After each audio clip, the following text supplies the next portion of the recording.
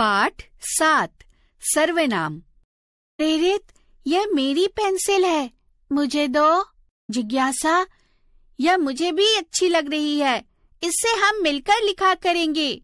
नाना जी ने जब जिज्ञासा और प्रेरित को बात करते सुना तो उन्हें समझाया कि जिज्ञासा, तुमने पेंसिल के लिए यह और अपने लिए मेरी और मुझे शब्दों का प्रयोग किया। प्रेरित, तुमने भी पेंसिल के लिए यह और अपने लिए मुझे कहा। पेंसिल की ओर संकेत करके कहा इससे, और जिज्ञासा एवं स्वयं के लिए हम का प्रयोग किया। यह, मेरी, मुझे, इससे, हम। तुम लोगों ने ये सभी शब्द संज्ञा के स्थान पर प्रयोग किए हैं, इसलिए संज्ञा के स्थान पर प्रयोग होने वाले शब्दों को सर्वनाम कहते हैं। सर्वनाम शब्दों के प्रयोग से भाषा सहज और सरल बनती है। जिज्ञासा, तुमने अपने लिए मेरी का प्रयोग किया। प्रेरित, तुमने दोनों के लिए हम का प्रयोग किया।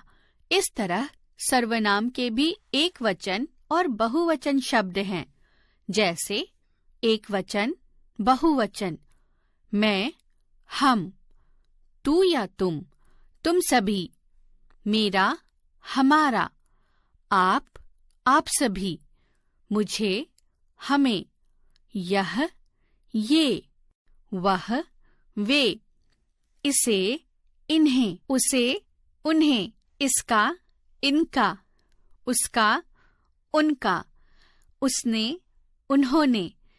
जैसे पेंसिल के लिए प्रयोग किया इस और इससे, वैसे ही हर किसी के लिए अलग अलग सर्वनाम प्रयोग होते हैं। इस तरह सर्वनाम के निम्नलिखित 6 भेद होते हैं। पहला, पुरुषवाचक सर्वनाम। दूसरा, निश्चयवाचक सर्वनाम। तीसरा, अनिश्चयवाचक सर्वनाम। चौथा, प्रश्नवाचक सर्वनाम।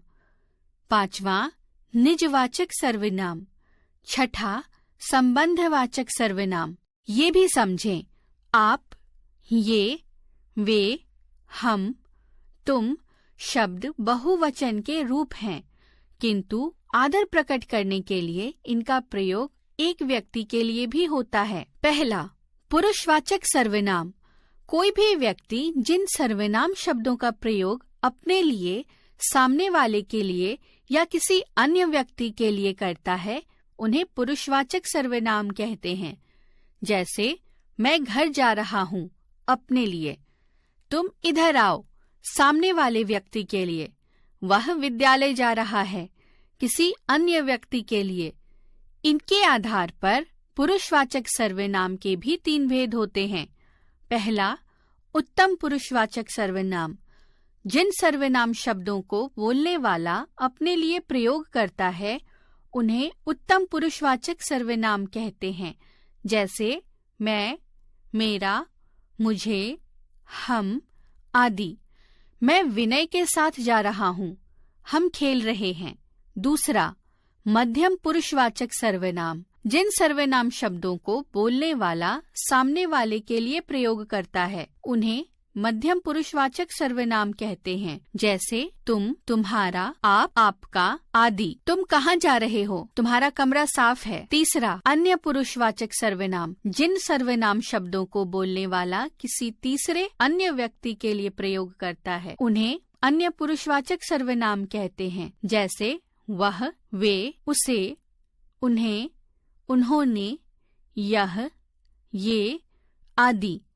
वह किसका घर है? ये आम मीठा है, मैंने उसे उपहार दिया, वह बहुत अच्छा लड़का है। आगे नाना जी ने समझाया कि दूसरा, निश्चयवाचक सर्वनाम। किसी निश्चित व्यक्ति, वस्तु या प्राणी की ओर संकेत करके बोले जाने वाले सर्वनाम शब्द निश्चयवाचक सर्वनाम कहलाते हैं। जैसे यह, ये, वह, वे आदि। ये हरा फ्रॉक सुंदर लग रहा है, वह बड़ा घर मेरा है। तीसरा, अनिश्चयवाचक सर्वनाम। किसी अनिश्चित व्यक्ति, वस्तु या प्राणी की ओर संकेत करके बोले जाने वाले सर्वनाम शब्द अनिश्चयवाचक सर्वनाम कहलाते हैं। जैसे कुछ, कोई, किसी आदि। कुछ किताबें मुझे दे दो, पर्दे के पीछे कोई छिपा हुआ है। चौथा, प्रश्नवाचक सर्वनाम। प्रश्न करने के लिए प्रयोग होने वाले सर्वनाम शब्द प्रश्नवाचक सर्वनाम कहलाते हैं, जैसे क्या, कौन, कहाँ, किससे, किसका आदि। तुम कहाँ गए थे? यह बस्ता किसका है? आगे नाना जी ने समझाया कि पांचवा, निजवाचक सर्वनाम। अपने लिए प्रयोग किए जाने वाले सर्वनाम शब्द निजवाचक सर्वनाम कहलाते हैं, जैसे अपने आप, स्वयं, खुद आदि। मैं अपना कमरा स्वयं साफ करता हूँ, रमन अपने आप आ जाएगा। छठा, संबंधवाचक सर्वनाम। वाक्य में आए सर्वनाम शब्दों का दूसरे सर्वनाम शब्दों से संबंध बताने वाले शब्द संबंधवाचक सर्वनाम कहलाते हैं, जैसे जिसे, उसे, जिसका, उसका, जैसा, वैसा, जो, वह आदि। जिसे अपनी पुस्तक दी थी उसी से वापस लेके आओ, जैसा करोगे वैसा भरोगे। हमने समझा, संज्ञा के स्थान पर प्रयोग होने वाले शब्दों को सर्वनाम कहते हैं। सर्वनाम में भी एक वचन और बहुवचन शब्द होते हैं। सर्वनाम के 6 भेद होते हैं। पहला, पुरुषवाचक सर्वनाम। दूसरा, निश्चयवाचक सर्वनाम। तीसरा, अनिश्चयवाचक सर्वनाम। चौथा, प्रश्नवाचक सर्वनाम। पांचवा, निजवाचक सर्वनाम। छठा, संबंधवाचक सर्वनाम। पुरुषवाचक सर्वनाम अपने लिए, सामने वाले व्यक्ति के लिए और किसी अन्य तीसरे व्यक्ति के लिए प्रयोग किया जाता है। पुरुषवाचक सर्वनाम के भी 3 भेद होते हैं। पहला, उत्तम पुरुषवाचक सर्वनाम। दूसरा, मध्यम पुरुषवाचक सर्वनाम। तीसरा, अन्य पुरुषवाचक सर्वनाम। किसी निश्चित व्यक्ति, वस्तु या प्राणी की ओर संकेत करके बोले जाने वाले सर्वनाम शब्द निश्चयवाचक सर्वनाम होते हैं।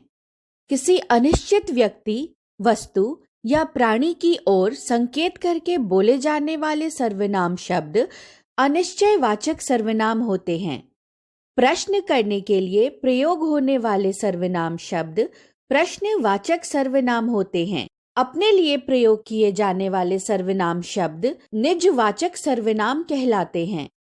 वाक्य में आए सर्वनाम शब्दों का दूसरे सर्वनाम शब्दों से संबंध बताने वाले शब्द संबंधवाचक सर्वनाम कहलाते हैं।